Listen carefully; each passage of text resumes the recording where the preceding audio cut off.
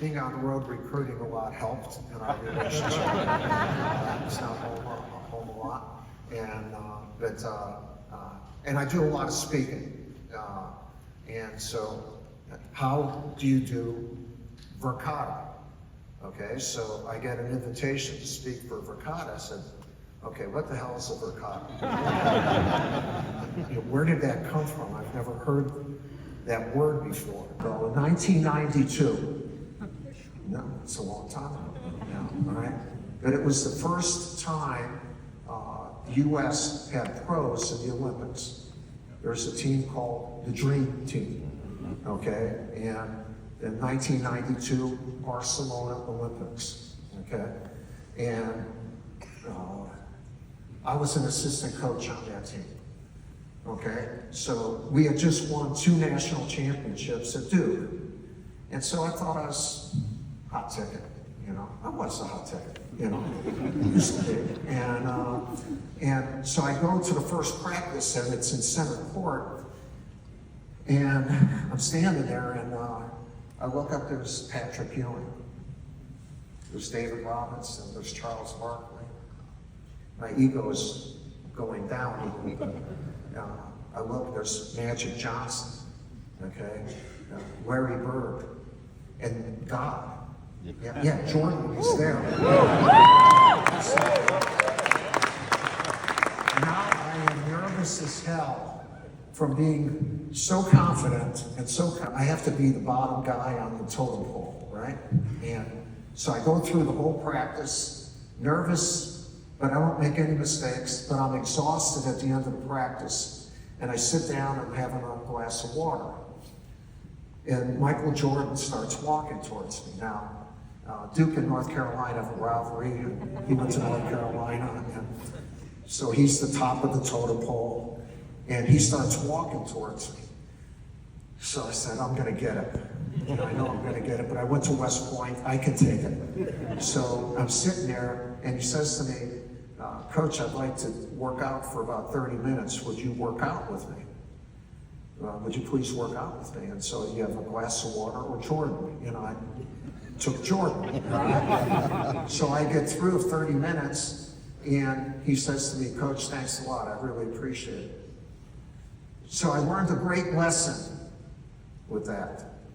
And it's really, in essence, what Verkada's about. Okay? He could have said, hey, idiot, go fetch some balls for me. And I would have gone. So would have you, so don't give me that crap. You would have gone too. I would have gone. Yes, you would. But I would have not felt good about myself. Okay? And what Michael Jordan was doing at that time, he knew of the rivalry, he wanted to make sure I understood how important I was. So for Michael Jordan, for his totem pole, it didn't go this way. It went this way. What I'm telling you is that there's so many customers and partners and whatever. All of you are important. There's not one person who's more important than the other, at least not to the Verkada team. Yeah, well, yeah. John, first of all, success shouldn't be a grind.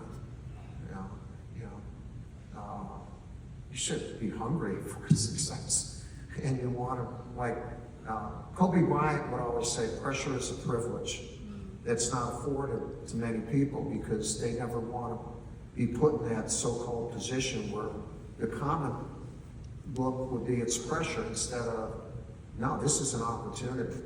And so for me, I love that. In the 42 years I coached at Duke, in 21 of those seasons, at some time, we were the #1 team in the country. Yeah, that's half of the seasons. I coached over 200 people. When my team walked out on the court, they were the #1 team in the country. I didn't look at that as pressure. I said, damn it, you guys try to beat us now. And so the competition, I love that. If it becomes a grind, you're not doing your why, right? Get in touch with your why, because then you're just doing it for money or ego or whatever, then you deserve to get smacked down. Okay? But if you can, like I've lived my why my whole life. I wanted to be a coach since I was 16. I wanted to be a teacher and a high school coach. And then I went to West Point and I had opportunities on steroids, you know, not steroids, figure of speech. But, I had more opportunities than a lot of people.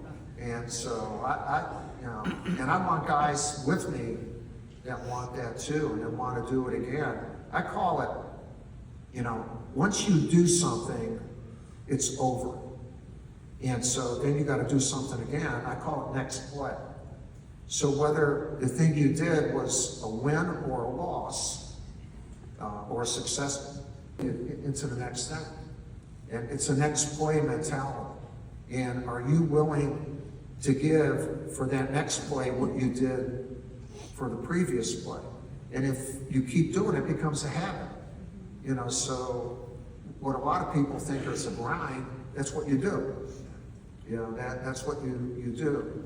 And when I think that, like I wrote a practice plan for every practice that I conducted. I probably conducted, not exaggerating, 5,000 practices.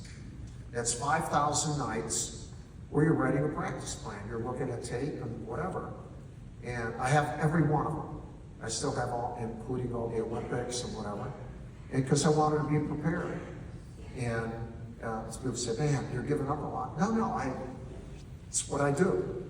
That's what I do so that I have a chance to be successful in what we're going to compete in.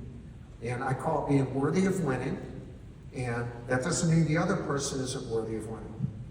You know, then you get smacked sometime, and then you figure out I wanted to be worthy of winning. And then when I got to be 75, I said, you know, I don't think I want to write any more practice plans. I don't think I want to get on any more planes and go recruit. I want to be with my dog and my grandkids and speak for Verkada and whoever the hell they are. I don't know.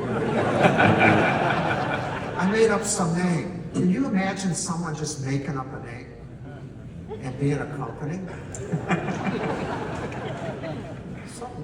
Something that needs to be investigated there. But